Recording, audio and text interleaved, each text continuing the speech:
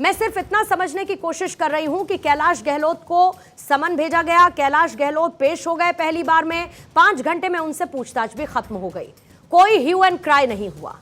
अब दो बातें उठती हैं कि क्या अगली बारी कैलाश गहलोत की है और वाकई में कोऑपरेशन की इतनी जरूरत थी कि अगर अरविंद केजरीवाल भी वैसा कर देते तो इतनी चर्चा नहीं हो रही होती इस बात की।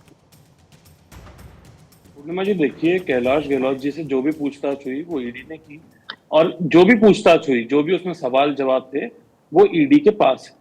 और यकीनन यही बात केजरीवाल जी के साथ हुई होगी जब वो पेश हुए ईडी के सामने अपना। तो देखिए, सबसे बड़ी बात यह है कि जब केजरीवाल जी अपने लीगल राइट में हैं, तो वो जाना अगर नहीं गए तो वो अपने लीगल राइट में है, इससे कोई गड़बड़ नहीं हुई है।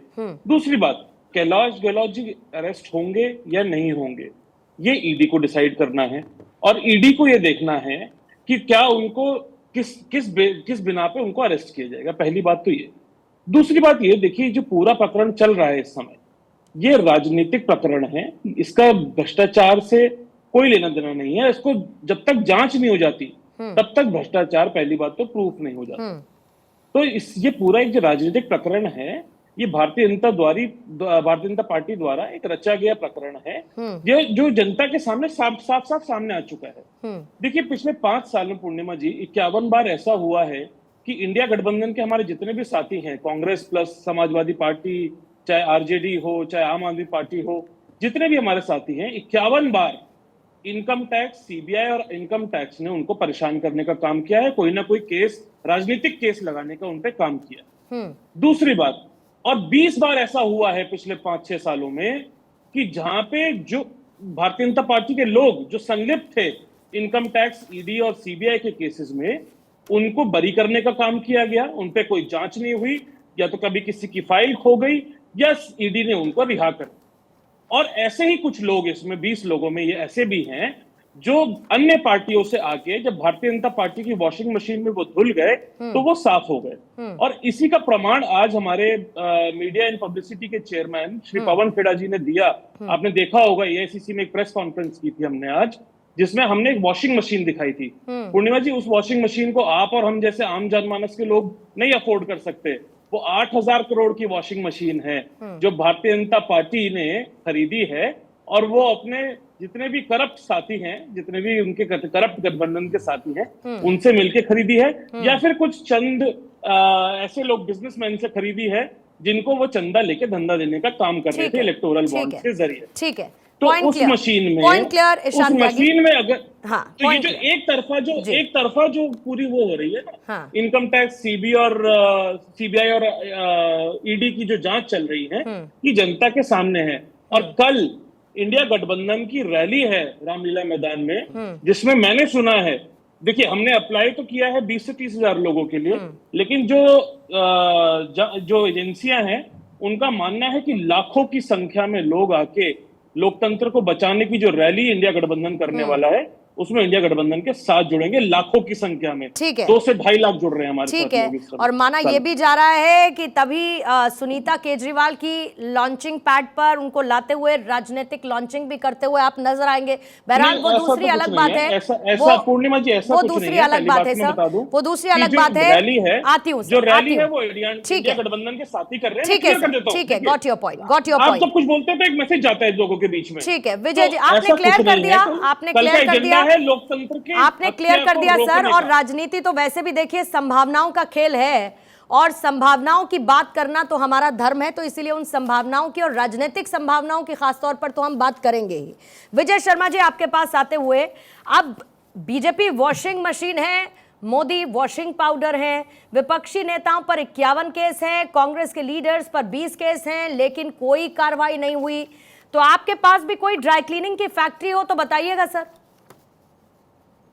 मैं ये कांग्रेस के प्रवक्ता को एक जवाब देना चाहता हूं। बहुत बढ़िया, इन्होंने कहा हमारे ऊपर 51 बार ये कार्रवाई हुई है।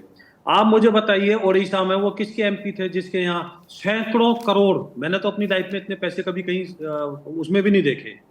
तो मुझे दूसरा बात ये बताइए कि ये जो पैसे मिल रहे हैं, ये पैसे कहाँ से आ रहे हैं? पैसे सैकड़ों करोड़ आ रहे हैं। फिर दूसरा आप बताइए मुझे, मैं केजरीवाल एक बार करेक्शन कर दूं, पहली बात तो ओडिशा नहीं था, आपको राज्य नहीं पता पूर्णिमा जी को रोकिए। ईशान जी, दूसरी ईशान बात जी, ईशान जी, ईशान जी, आपके कहते वक्त, ईशान जी मेरी बात सुनिएगा। ईशान जी, मैंने इसीलिए शुरू में कहा था कि मैं आपको इंटरप्ट नहीं करूंगी, आपको मैंने भरपूर समय दिया, इसीलिए मैं चाहूंगी कि दूसरे मेहमान को भी उनके समय में आप रखिए, अपना काउंटर रखिए, आपको कोई भी ऑब्जेक्शन से आप तैयार रखिए, अपनी बारी में कहिएगा, कोई दिक्कत नहीं है, लेकिन बीच में सर इंटरफेयर मत करिएगा प्लीज सर। ईशान जी, मेरी रिक्वेस्ट है आपसे, प्लीज सर, मेरी रिक्वेस्ट है ईशान जी, रिक्वेस्ट है प्लीज। विजय शर्मा जी अपनी बात पूरी करें। करना पड़ेगा विजय जी, अब आप मुझे बताइए, उड़ीसा में इनके एमपी के पास पैसे मिले थे नहीं मिले थे?